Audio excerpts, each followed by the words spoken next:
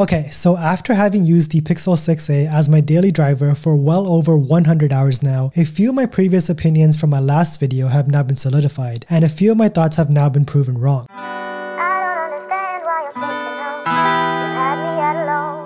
How's it going, everyone? My name is RJ, and I just want to preface this video by saying the Pixel 6a will be my daily driver of choice up until the release of the iPhone 14 series. So if you guys want to follow along and get a real idea of what it feels like to daily drive this phone, then make sure you do subscribe to the channel, and of course turn on the bell notification icon so you don't miss a single upcoming video. I'm really going to be trying to push this channel to the absolute max by the end of the year, so let's see how far we can get if I do put in work from now up until December. This is what I really appreciate about tech reviews. It's nearly impossible to fully understand and review a device within 48 to 72 hours. You need to really use the device on a daily basis to get a sense of how the device actually performs in particular scenarios. In my initial 72-hour review, I mentioned a few things. I did say that I'm experiencing some overheating issues on the Pixel 6a, and it's really been made prominent when I do play graphic intense games like Call of Duty on the highest of settings. Even though the Google Tensor chipset is a good performer, it does have an issue with thermals, meaning that when you do push the processor, it does tend to overheat. Now, this could have something to do with the actual build of the processor, because we all know that the Google Tensor chipset is based off the Exynos 2100. Nonetheless, the Pixel 6a does overheat a lot more than the Pixel 6 and the Pixel 6 Pro. Now, I have a few theories as to why this may be. Both the Pixel 6 and the Pixel 6 Pro are using a glass back, whereas the Pixel 6a is using a polycarbonate back. Essentially, it's a strong plastic back, and we all know that plastic does tend to get really hot when it encounters heat. So that could potentially be the reason why the overheating is a lot more noticeable on this device. Another reason could be that this is the smallest Pixel device that comes equipped with the Google Tensor chipset. So the heat dissipation on the Pixel 6a might not be as good as it is on bigger devices, just due to the fact that we are dealing with a smaller form factor. So in my previous Pixel 6a video, I said that I am noticing overheating when I'm playing graphic intense games like Call of Duty Mobile. But over the past 7 days, the overheating has become a bit more apparent, especially when I'm using this phone on a 5G network. On a 5G network, I could be doing something as simple as watching a TikTok video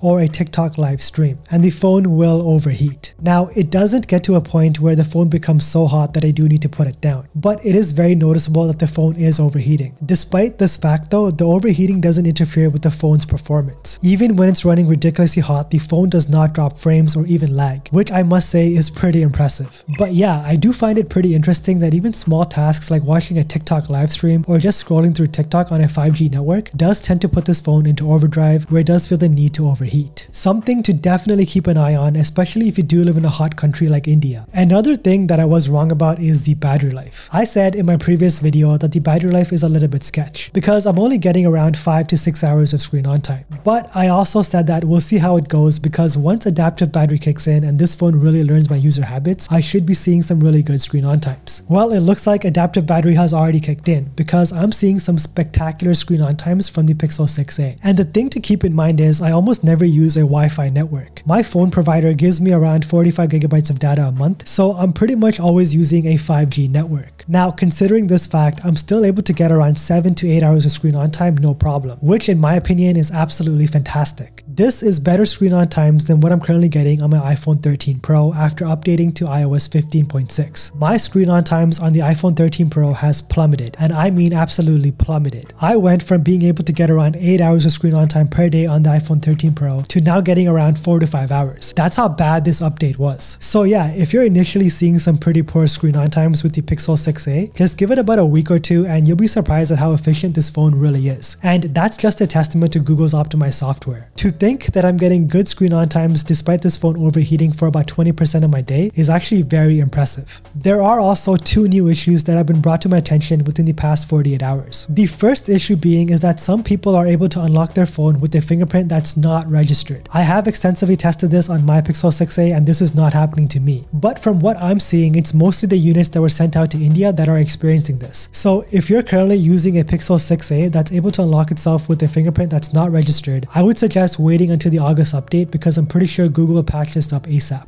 That's the one thing you can really rely on with a Google phone. You will always be the first to get Android software updates, and they always manage to address the issues at hand, or in this case, a finger. The second issue is some people aren't able to use the voice-to-text dictation found on the Pixel 6 series. My good friend Mike from Team VRY is currently going through this. If you do have a Pixel 6 series phone, then you do have access to enhanced voice-to-text dictation on your phone. You're supposed to be seeing a blue, red, yellow, green ring on the bottom around your microphone. The Pixel devices that don't come with this feature don't have anything underneath their microphone. Now, I'm not entirely sure why this is happening, but there is currently a new security patch update that did roll out. So make sure you do update to it ASAP and let me know if it does address your issues. A bonus issue that I'm personally dealing with is that I do get poor reception in certain areas that I do frequent. So these are generally areas that I do normally go where I get some pretty good reception. Like I'm talking full bars. But on the Pixel 6a, I'm getting around half a bar with an exclamation mark. Some people do say that poor reception is an issue with the Google Tensor chipset itself, but personally for myself on the Pixel 6 and the Pixel 6 Pro, I didn't really notice any reception issues. So this is definitely something that is new to me. My stance on the 60Hz display still stands. I think this is a fantastic display. It's one of the smoothest displays I've ever used. It honestly feels like I'm using an iPhone 60Hz panel. I haven't experienced a single frame drop. I haven't experienced a single jitter. This is not a choppy display in the least bit. It is a fantastic OLED panel with great color accuracy, and when you do consume content on this device, you do really notice that. Consuming content on this display is such a mesmerizing experience. The sheer combination of this display and the amazing speakers on this device really give you an immersive experience. And the thing is, this phone is so light, so you can technically just hold this phone in your hands for hours on end and just consume content without ever feeling any sort of discomfort in your hands. Someone mentioned this in one of my comments, and it was a really good point. This guy commented that keep in mind this phone has a pre-release version of Android 12. This is the April 2022 update. All of the current Pixel 6 and Pixel 6 Pro models are up to date with the August update. So any issues you are encountering with this phone can be resolved once the August update does roll out. So everybody just chill out. Shout out to you because this makes a lot of sense to me and I totally do agree with it. The famous MKBHD quote goes something like this: don't buy a phone for the promise of future software updates, but buy a phone for what it currently provides. And I can totally get behind that quote, except when it comes to Pixel devices. I've been a Pixel user ever since the original Pixel, and the one thing that I really love about Google is that they do address a majority of their issues through software updates, and they're actually really fast to roll out their updates. There was a little bit of an issue rolling out quick updates with the Tensor chipset early on, but it does look like Google has figured it out and it's going to be smooth sailing from here on out. So if you bought this phone early and you're currently going through some issues like a non-registered fingerprint unlocking your device, or you're experiencing poor battery life, or if your voice-to-text dictation isn't working properly, I'm pretty confident once the August update does roll out, all of these issues will be addressed. I'm not sure if the overheating issues can be addressed with a software update. I'm pretty sure that's a flaw with the Google Tensor chipset itself, and we're going to have to deal with that even on the Pixel 7 series. Make sure you guys do subscribe to the channel because I do have a video coming up called A Day in the Life with the Pixel 6a. It's pretty much just taking you guys along with me on my day and really using this phone in a real life setting. As always, thank you so much for watching. Keep an eye out for the full review and don't forget to flex with your 60Hz panel tech.